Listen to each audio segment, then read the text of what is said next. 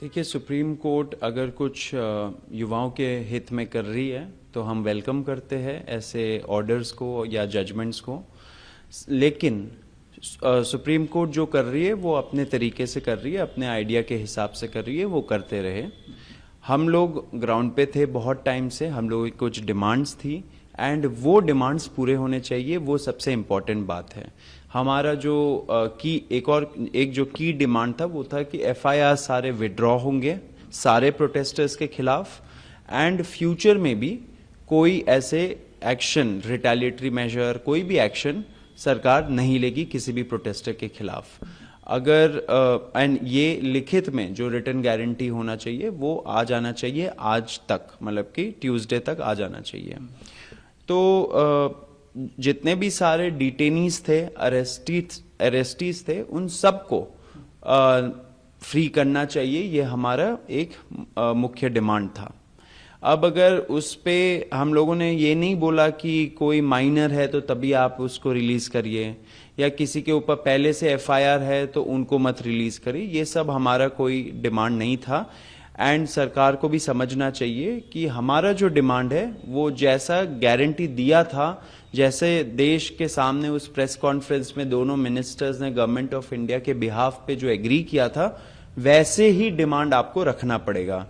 अभी अगर supreme court बोल रही है कि जिनके ऊपर एफआईआर्स है पहले से उनको मत छोड़िए, तो वो हमें मंजूर नहीं है।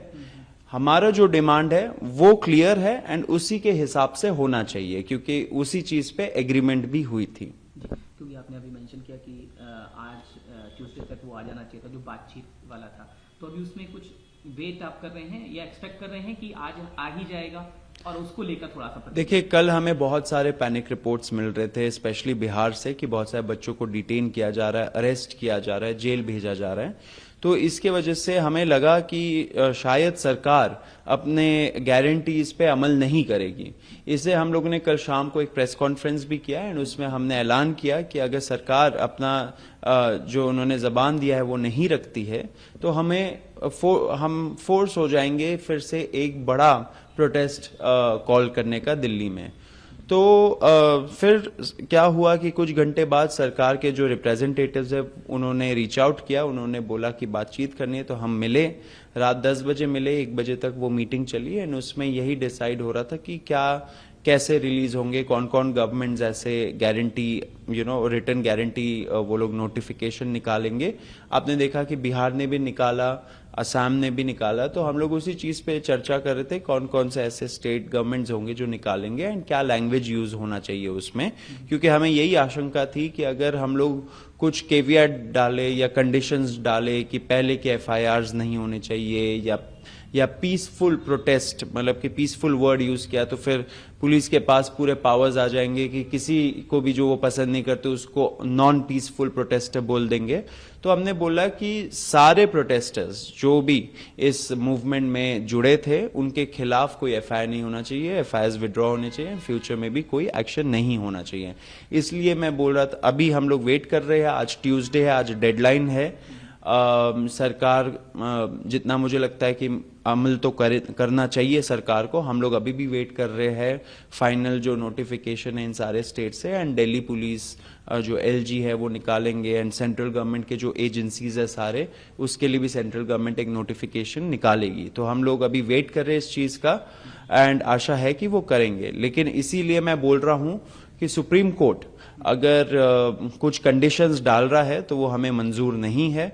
अगर सुप्रीम कोर्ट कुछ भी बोले तो वो in addition to our demands होने चाहिए। हम लोगों ने जो बोला वो होना चाहिए, उसके बाद सुप्रीम कोर्ट जो बोले, जो रिलीफ दे, वो सरकार को कंप्लाई करना चाहिए, ये हमारी डिमांड है। तो इस वक्त वैसे जरूर मैं आपसे ये जरूर पूछना चाहूंगा कि क्या इस पर आप कुछ अपना लीगल स्टैंड ले सकते हैं फ्यूचर में? हो सकता है शायद बात करके ले, या जो भी है पूरे किस चीज पे लीगल स्टैंड? यही अगर सुप्रीम कोर्ट ने जो आप कह रहे हैं कि वो अग्री नहीं है तो उस पर कुछ आप अपनी तरफ से कोई लीगल स्टैंड? देखिए, सुप्रीम कोर्ट का जो भी ऑर्डर हो ऑफकोर्स वो मानना तो पड़ेगा, लेकिन सरकार को ये नहीं पिक एंड चूज वाला नहीं होना चाहिए सरकार को कि सुप्रीम कोर्ट ने कुछ बोला तो अब हमें वो मानना पड़ेगा।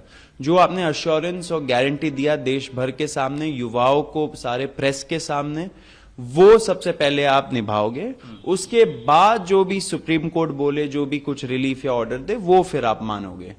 ये है बोलने का मतलब। और एक आखिरी सवाल आपसे मैं जरूर पूछूंगा, पॉलिटिकल रिएक्शन इसके बाद आपने देखे होंगे बहुत सारे आ रहे हैं, सीजेपी को लेकर तमाम, है ना, इस तरह के, और जेन जी को लेकर भी आ रहे हैं, क्योंकि देखिए प्रोटेस्ट पूरा तरह से जेन जी को लेकर ही चर्चा में जेन जी ही रहा।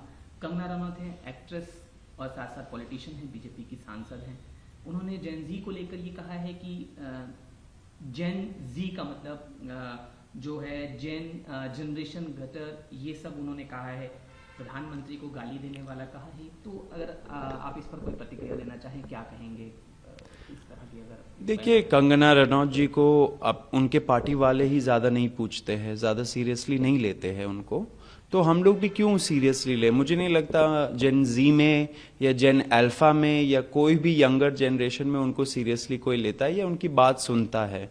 वो पॉलिटिशियन है, नेता बन गई है। उनके तो कुछ वीडियोस भी थे जहां पे वो हिमाचल में जब अपने सीट में उन्होंने विजिट किया था, तो उन्होंने बोला था कि मैंने सोचा था कि थोड़ा बहुत ही काम करना पड़ेगा, यहाँ पे तो इतना ज़्यादा काम करना पड़ता है एमपी बन के। तो ये उनका सीरियसनेस दिखाता है। वो हमें अनसीरियस जनरेशन बोल रही है, लेकिन उनका सीरियसनेस उन्होंने ही खुद को एक्सपोज कर दिया था। इस पे ज़्यादा मैं कुछ बोलूँगा नहीं। शब्दावली सही नहीं है, शब्दावली संभाल लेना चाहिए नेताओं को, अपने पद का गरिमा भी बना के रखना चाहिए। आपसे कई गुना ज़्यादा जेनजी ने इस देश के लिए किया है, कर रहे हैं। इस देश के लोकतंत्र में भरोसा फिर से जगाने का काम जेनजी ने किया है, आपने नहीं किया है, तो ये आप जरूर याद रखिए।